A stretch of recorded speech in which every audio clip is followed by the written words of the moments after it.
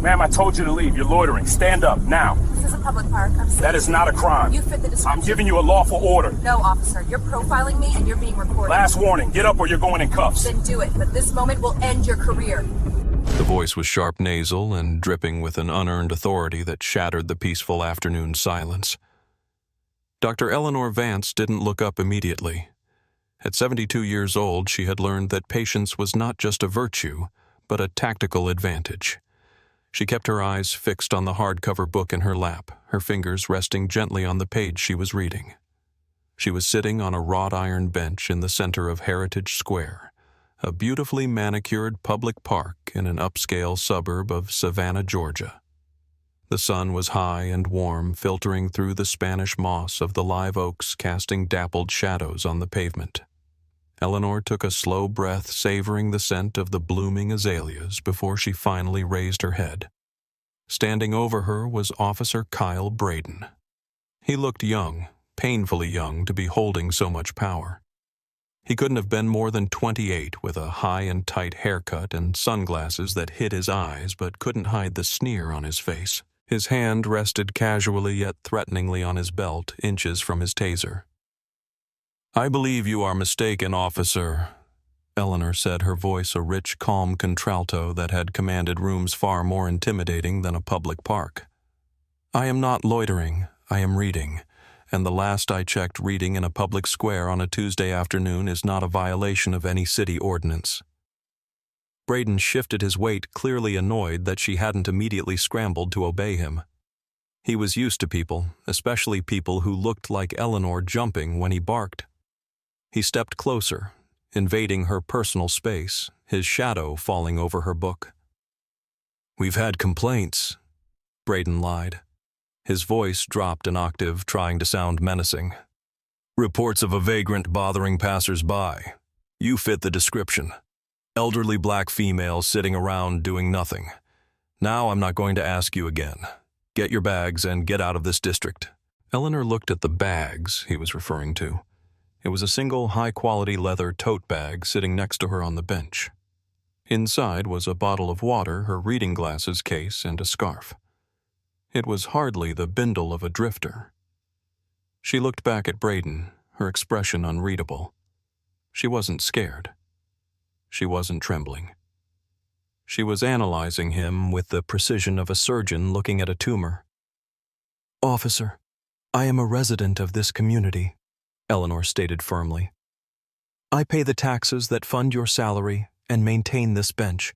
I am not a vagrant and I have bothered no one. In fact, you are the one disturbing the peace. I suggest you walk away and find some actual police work to do." It was the wrong thing to say to a man like Kyle Braden. His face flushed a deep crimson. To him, this wasn't a conversation. It was a challenge to his dominance. He saw an old black woman in a cardigan and sensible shoes, and he assumed she was powerless. He had absolutely no idea that the woman he was trying to intimidate had spent 40 years staring down generals, senators, and foreign dignitaries without blinking. "Listen to me," Braden snapped, pointing a finger in her face. "You don't tell me what to do. You're being disorderly. I'm giving you a lawful order to disperse. If you don't leave right now, things are going to get ugly. Do you understand?" Eleanor closed her book slowly. The snap of the cover closing sounded like a gavel striking a sounding block. "I understand perfectly, officer. I understand that you are profiling a senior citizen based on bias rather than facts. And I understand that you are about to make a decision that will define the rest of your life. I am not moving." The air in the town square seemed to thicken with tension. What had been a lazy afternoon was rapidly transforming into a spectacle. Passers-by who had previously been ignoring the woman on the bench slowed their pace. A middle-aged woman walking a golden retriever stopped about 30 feet away. A man in a business suit paused near the fountain, and inevitably the smartphones came out. Officer Braden noticed the audience, but instead of de-escalating it, only fueled his need to assert control. He couldn't be seen backing down to an old lady in front of the citizens he was supposed to be protecting. He squared his shoulders, his thumbs hooking into his tactical vest. "Let me see some identification." Braden demanded, his voice loud enough for the onlookers to hear. "Right now." "Am I being detained?" Eleanor asked. She didn't reach for her purse. She kept her hands clearly visible on her lap, interlaced over her book. "You are being detained for investigation of loitering and disorderly conduct," Braden said, reciting the words as if they were a magic spell that granted him unlimited power. "Now, ID, pass it over." "I am happy to provide identification to clear up this misunderstanding," Eleanor said, her voice remaining level, cutting through Braden's aggression like a knife through water. "However, I want to state for the record and for the cameras that are currently recording you that this is an unlawful detention. You have no reasonable suspicion that a crime has been committed. Sitting on a bench is not a crime."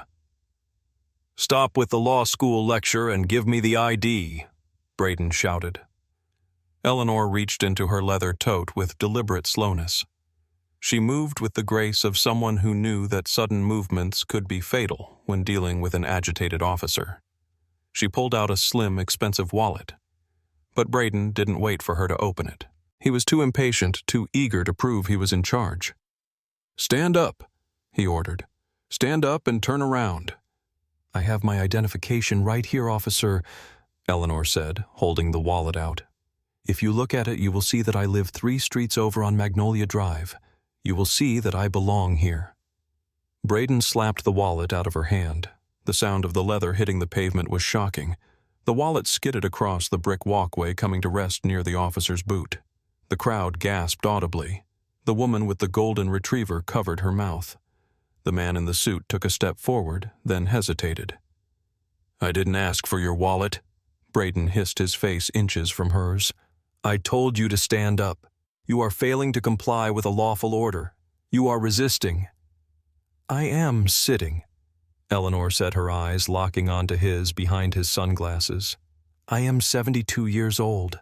I have arthritis in my knees.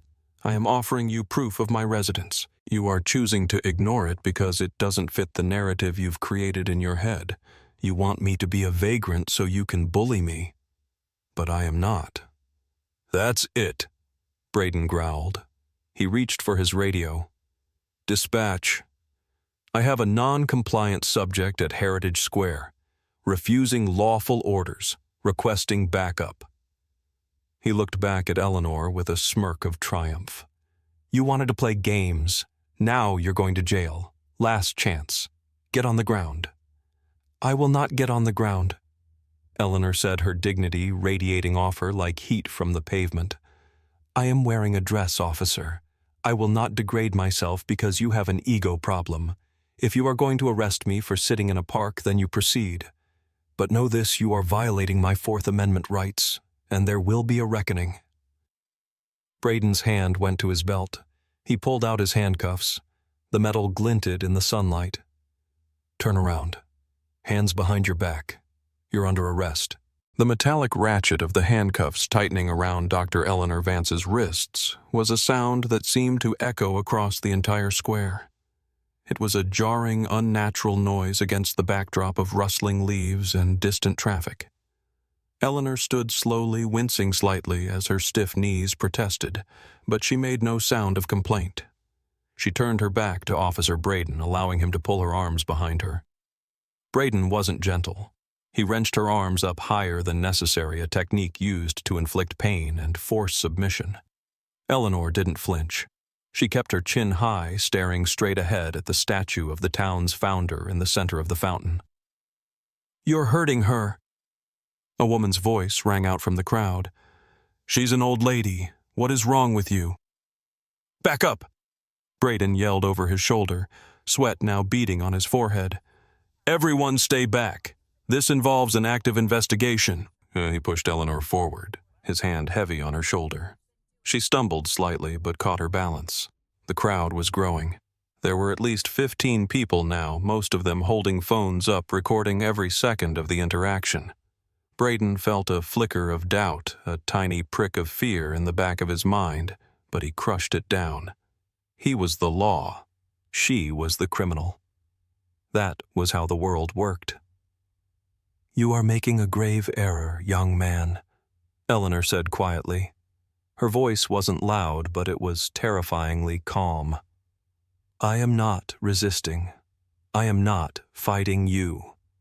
But I am telling you as one human being to another, you need to stop this now. Check my wallet. Just pick it up and look at it.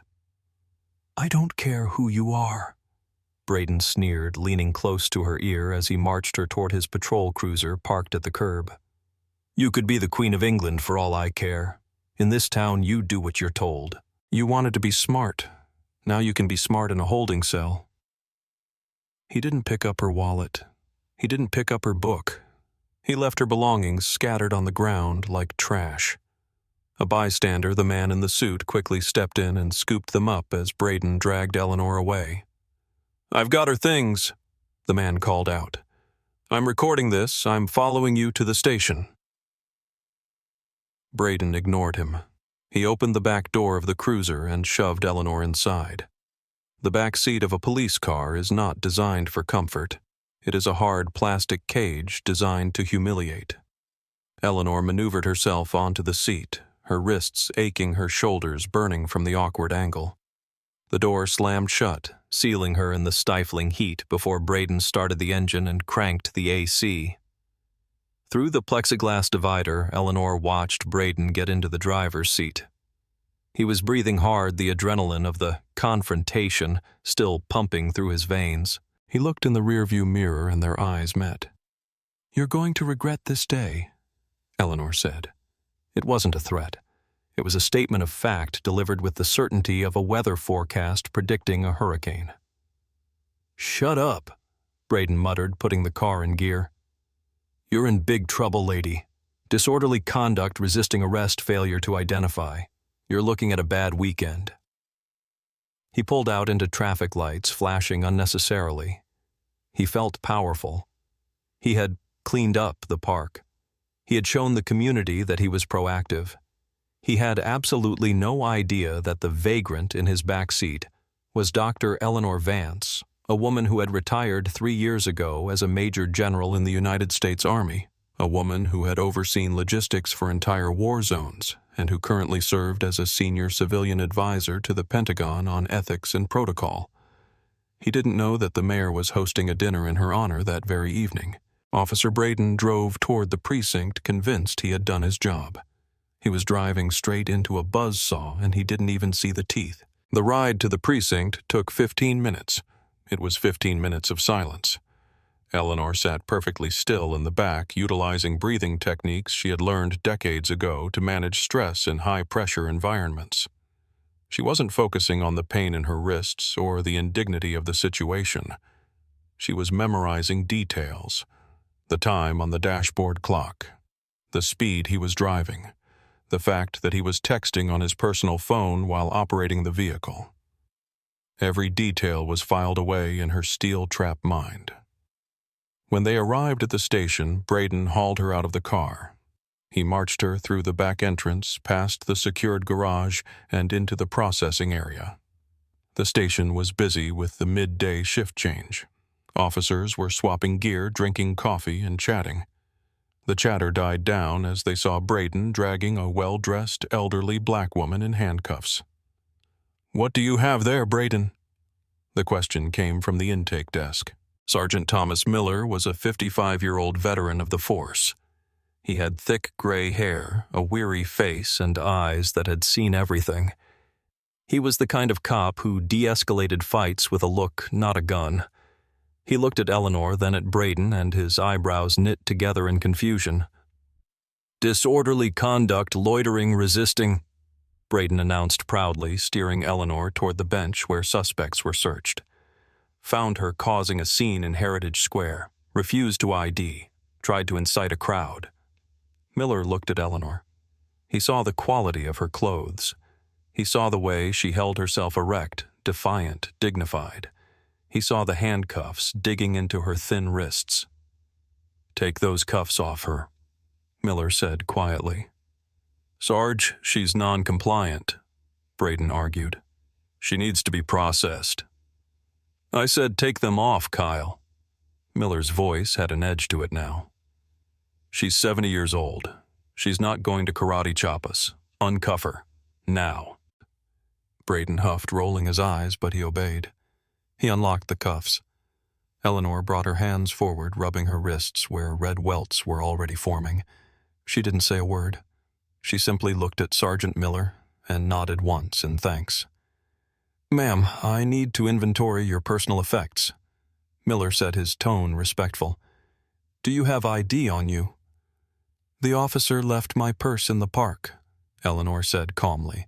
"However, a kind gentleman picked it up. He might be outside."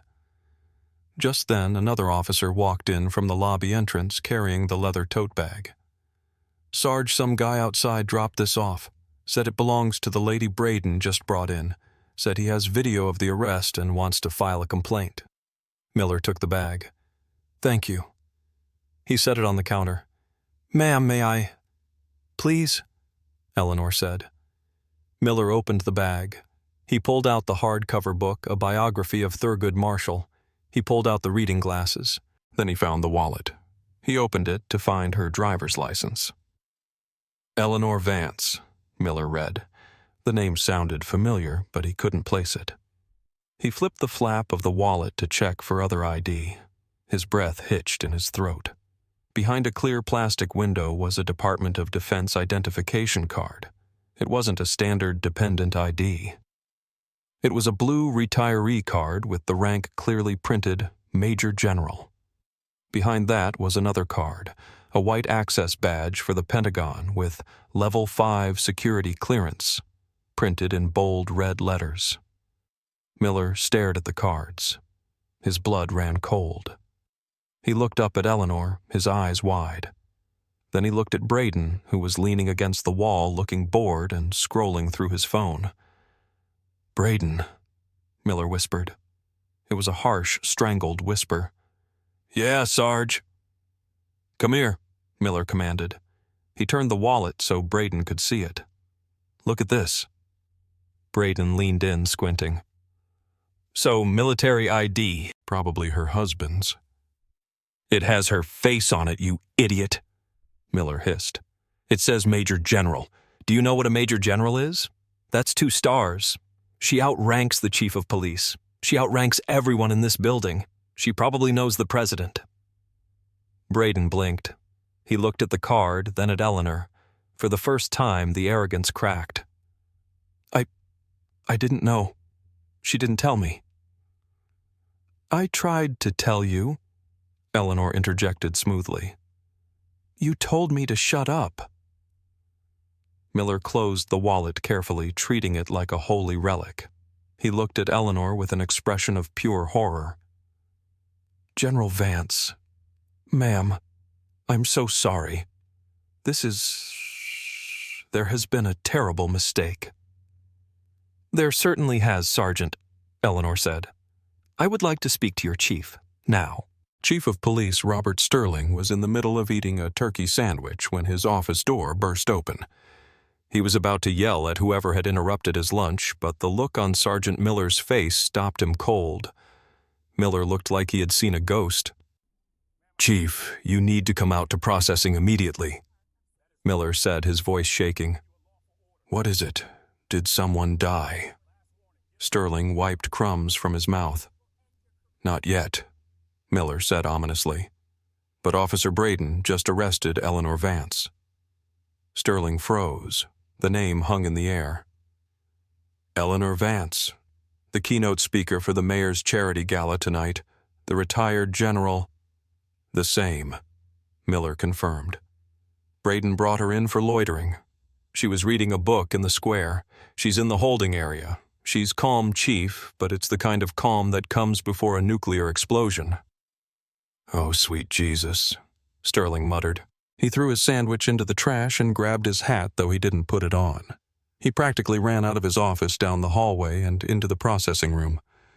The scene that greeted him was surreal. Officer Braden was standing in the corner looking pale and like he wanted to vomit.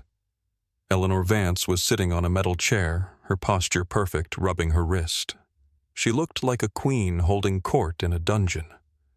Sterling approached her, slowing down as he got close, his demeanor shifting to one of extreme deference. "General Vance, I am Chief Robert Sterling. I cannot apologize enough for this." Eleanor looked up at him. Her eyes were sharp, intelligent, and unforgiving. "Chief Sterling, I believe we met briefly at the Veterans Day Parade last year." "We did, ma'am. Yes." "It is interesting," Eleanor said, her voice conversational but deadly. "I spent 35 years in the United States Army. I served in 3 combat zones. I have been shot at by insurgents and negotiated with warlords. And yet the only time I have ever been handcuffed and treated like a criminal was today in my own neighborhood by a boy who wasn't even born when I earned my first star." She gestured toward Braden without looking at him. "Your officer decided that a black woman reading a book in Heritage Square could only be a vagrant. He refused to look at my identification. He refused to listen to reason. He escalated a non-event into a civil rights violation because his ego couldn't handle a citizen knowing her rights." Sterling turned to Braden. The chief's face was purple with rage. "Braden, get in my office. Now." "Chief, Braden started. "Not a word," Sterling roared. The sound bounced off the concrete walls. "Get in my office and sit down and pray that I don't throw you through the window." Braden scurried away like a frightened rat. Sterling turned back to Eleanor. "Ma'am, you are free to go, obviously. We will drop all charges immediately. I will have a squad car drive you home, or I can drive you myself. I want to assure you that this is not how my department operates." "Oh, but it is, Chief," Eleanor corrected him, "because that officer felt completely comfortable doing what he did. He did it in broad daylight. He did it with cameras rolling. That tells me he has done it before, and he expected to get away with it again. The only difference is that today he picked the wrong victim." She stood up. "I don't want to ride home. I have called my son. He is on his way. But before I leave, I have some requirements." "Anything," Sterling said. "Name it." The atmosphere in this processing room was heavy, suffocating. Sergeant Miller stood by the computer pretending to work, but hanging on every word. Chief Sterling stood with his hands clasped in front of him, a posture of submission he rarely assumed. "First," Eleanor said, holding up one finger, "I want the body camera footage. Not just the video, but the audio. I want the dash cam footage from his cruiser, and I want the footage from the security cameras in the square. I want all of it preserved immediately. If a single second goes missing, I will assume it is a cover-up." "I will order the preservation right now," Sterling promised. "You will have copies by the end of the day." "Second," she continued, "I want a copy of the incident report before it is revised or cleaned up.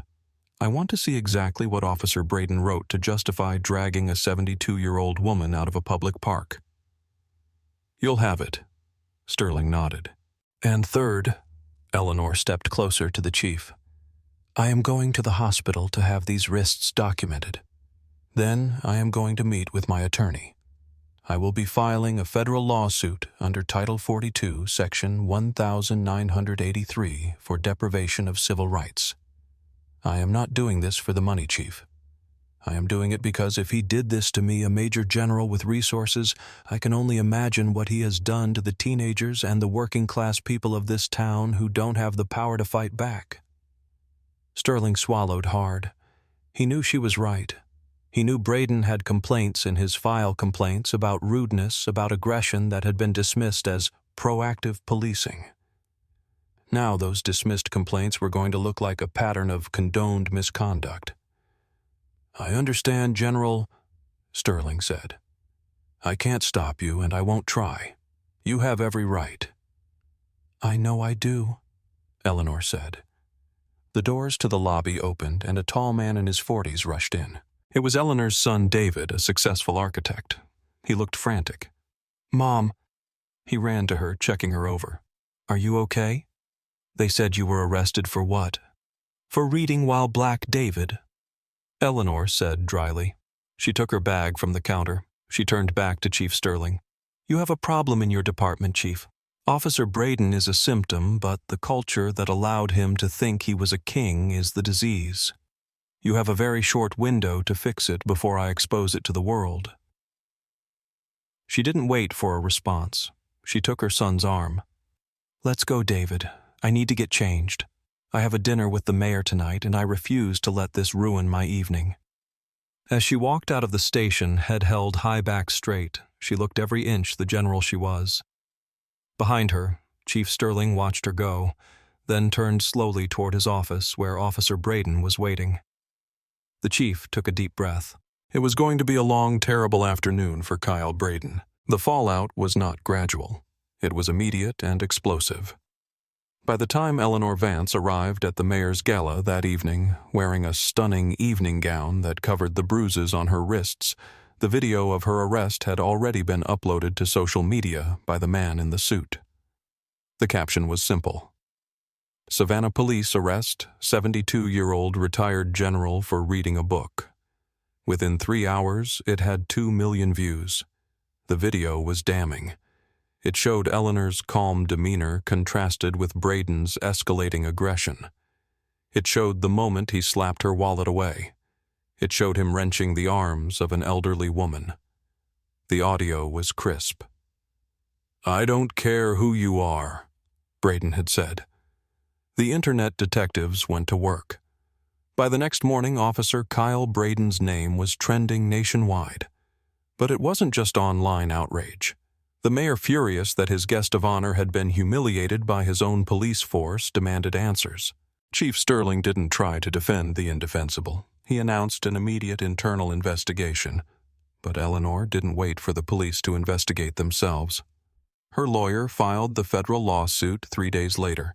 It was a masterpiece of legal writing citing the Fourth Amendment, the 14th Amendment, and a dozen precedents regarding unlawful seizure. The discovery phase of the lawsuit was a disaster for the city. It revealed that Braden had stopped 18 other black residents in the town square over the last 6 months. None had been cited for a crime. All had been told to move along. He was running a one-man segregation campaign, and nobody had stopped him. The city attorney took one look at the evidence, the video, and the plaintiff, and told the city council, "Settle. Settle now. If we put General Vance on a witness stand in front of a jury, they will give her the keys to the city treasury." The settlement was reached in record time.